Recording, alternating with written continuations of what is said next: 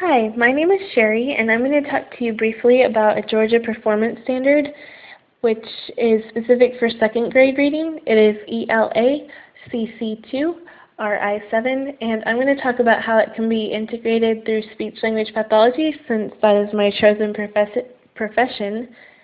The actual standard is the integration of knowledge and ideas, and it is to explain how specific images, such as a diagram showing how a machine works, contribute to and clarify a text. And the concept behind the standard is pretty straightforward. With a diagram or other image, students can better explain the diagram or image, the text, and how they both connect. And with this, students are able to understand and realize that specific images are selected to provide information and also clarity. A speech-language pathologist can implement this standard through a therapy technique that involves both a diagram or image as well as a short written passage that can be explained. This will help the child learn how to express verbally throughout a thought process, communicate more clearly, and also communicate more confidently. I've included here an example on how to teach this concept, and first you want to read a book with a child that includes images.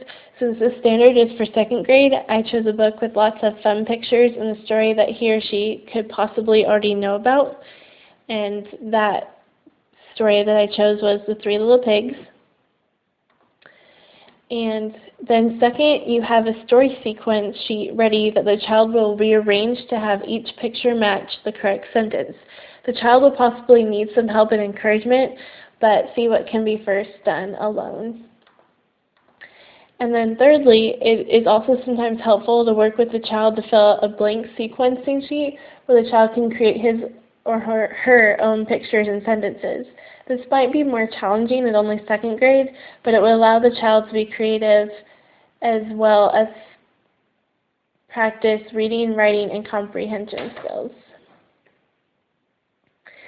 And overall, it's just really great to use the standard, and I think it's straightforward and it really helps a child think more deeply and also learn how to really communicate what the child is thinking and how they are comprehending what they see and read.